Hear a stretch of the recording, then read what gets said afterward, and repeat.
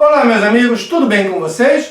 Hoje nós vamos conversar sobre Aristóteles, importante filósofo do quarto século a.C. Mais especificamente, nós vamos conversar sobre a retórica. A retórica, que é a arte de falar bem, convencer as pessoas a fazer alguma coisa. Vamos ver, é a arte. O que seria a retórica?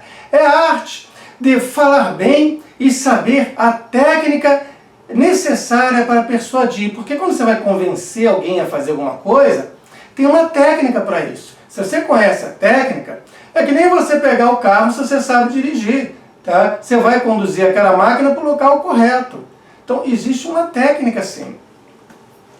E era muito usada pelos sofistas no quinto século a.C. Inclusive os sofistas ensinavam, dentre as várias coisas que eles ensinavam a arte da retórica para aqueles políticos, aqueles que queriam persuadir e influenciar os rumos da sua cidade. O Platão, o grande filósofo Platão, combatia a retórica. Ele entendia que deveria ser abolida da sua cidade ideal. Já o Aristóteles, ele se preocupou em analisar detalhadamente essa técnica, tá? O que é a retórica, como ela funciona. Tem um livro, você encontra a tradução em português da retórica de Aristóteles, vale a pena. Se você gosta de ler, vale a pena. Então, a retórica consiste na arte de perceber os caminhos pelos quais é possível persuadir qualquer um sobre qualquer assunto tratado. Tá? Qualquer pessoa. E vai possuir três aspectos fundamentais, a retórica clássica de Aristóteles.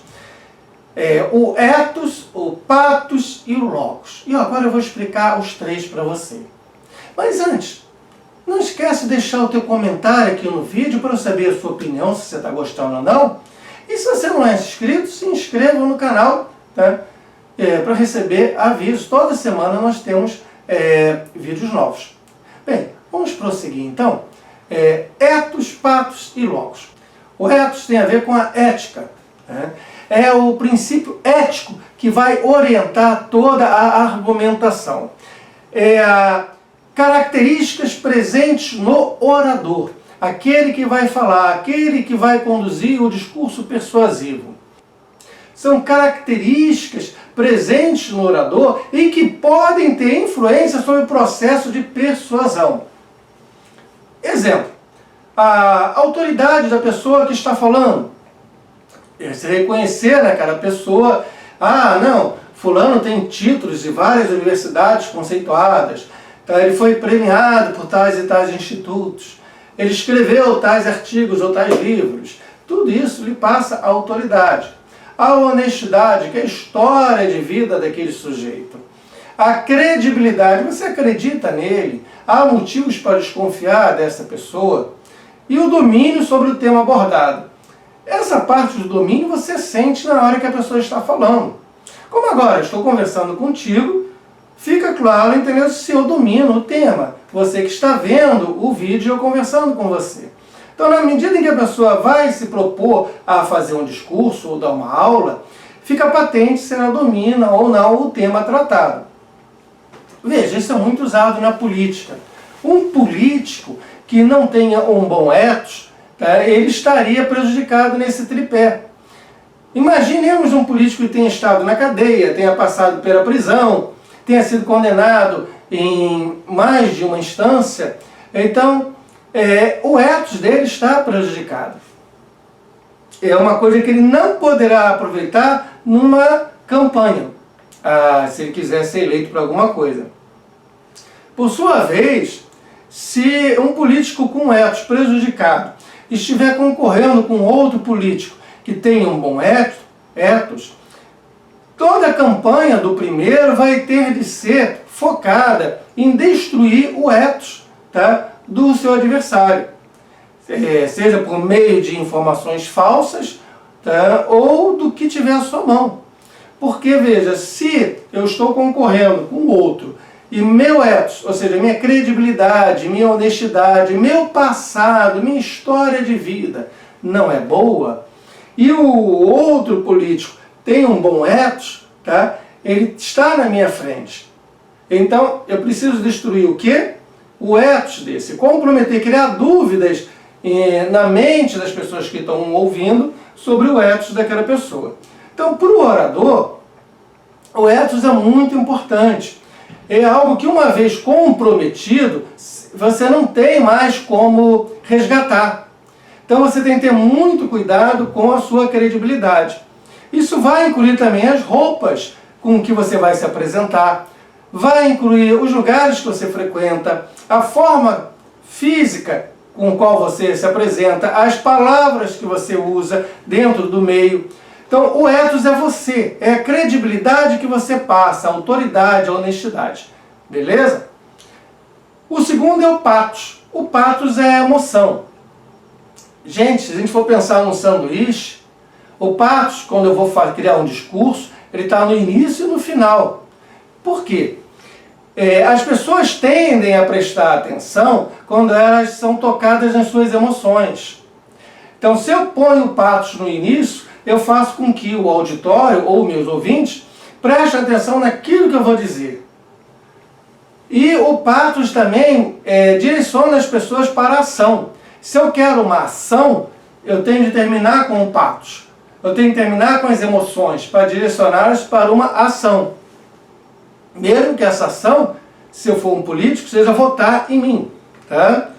Então, o que é o pathos? É o apelo aos sentimentos evocados pelo orador. Quais os sentimentos que eu vou buscar? Há duas formas aqui de trabalhar. Eu posso buscar sentimentos positivos, eu posso trabalhar o prazer, as coisas que você deseja, as coisas que você ambiciona, e posso trabalhar sentimentos negativos. Sim, porque veja, mesmo a inveja, a dor, o sofrimento podem ser trabalhados, são sentimentos. É difícil você trabalhar o aspecto negativo, mas ele pode ser trabalhado como pathos também. Eu tenho os dois lados da moeda. De qualquer forma, eu vou estar tocando o quê? Os sentimentos ali das pessoas que estão me ouvindo, as suas paixões e as suas emoções por meio da minha fala. E o terceiro, nesse tripé, é o logos. O logos é o discurso e a razão, gente. É a estrutura lógica da argumentação. São os argumentos racionais apresentados em defesa da tese do orador. Um erro, se você for um político, um erro que você poderia incorrer, se você achar que está corretíssimo, que você fez tudo certo, é se pautar somente no logos e ficar ali narrando logicamente tudo que você fez, tá? No seu governo ou tudo que você pretende fazer. Por quê? Apesar de estar pautado na veracidade, o pathos, as emoções, que irão fazer com que, as pessoas prestem atenção em você, e 2, as pessoas façam alguma ação em seu proveito, ou alguma ação que você gostaria que elas fizessem, seja qual for. Então, são as três coisas. Claro que, veja bem, um logos, uma argumentação muito bem estruturada com um ethos ruim, não vai funcionar, porque você não vai ter credibilidade. Não adianta chegar a explicar o meu projeto de governo, o que eu pretendo fazer, você não tem credibilidade alguma.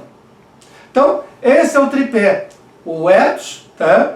A ética da pessoa que está falando, o pathos são as emoções ali que estão sendo apresentadas, que estão sendo evocadas, tá? Na plateia pelo orador, e o logos, que é o argumento que está sendo ali colocado. O discurso, por sua vez, pode ser dividido em 2 ou 4 partes. 2 de uma forma mais abreviada.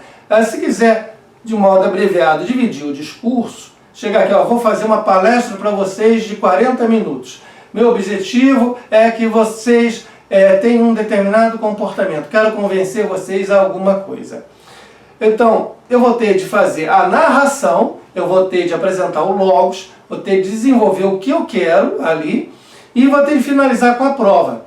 Eu vou ter de apresentar argumentos racionais que provem aquilo que eu estou dizendo. Entendeu? Então, resumidamente, narração e prova.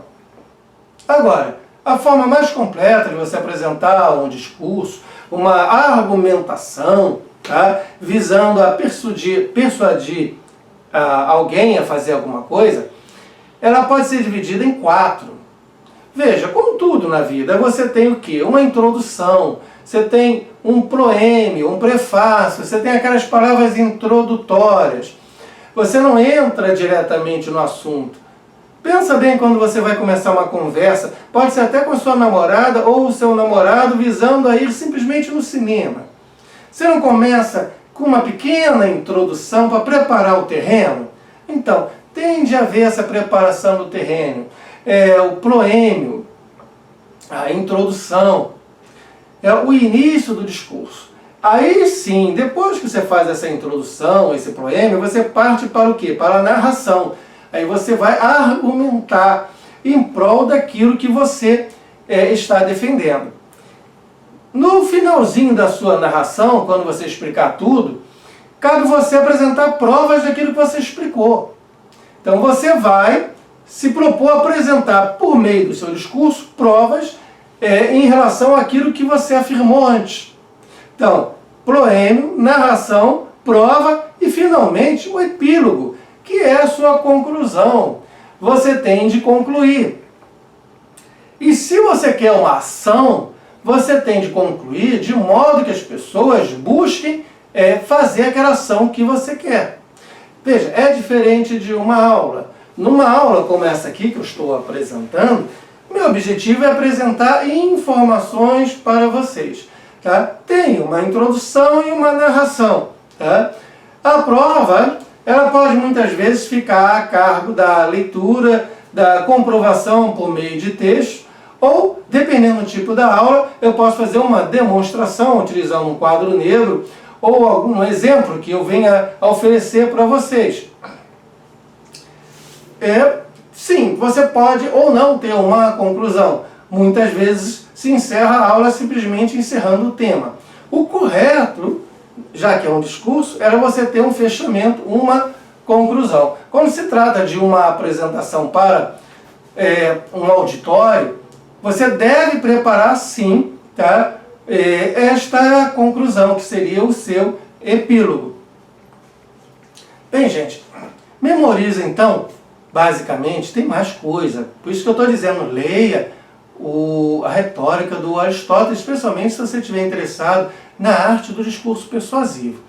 Mas, para você ter uma ideia, e esse vídeo não ficar longo, memoriza isso, que não é difícil. Você, quando for estruturar um discurso, para você falar qualquer coisa, tem a introdução, a narração, a prova e a conclusão.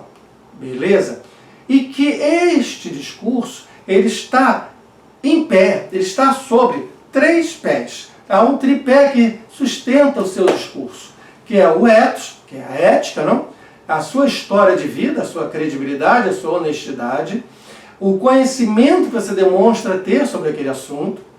Então, o ethos, o pathos, que são as emoções que você vai trabalhar naquelas pessoas que estão lhe escutando, e o logos, que é o discurso, a sua fala, a razão que você está ali apresentando para os seus ouvintes. Bem, gente, eu espero que vocês tenham gostado. Vou aguardar os seus comentários. Muito obrigado pela presença até aqui e até mais.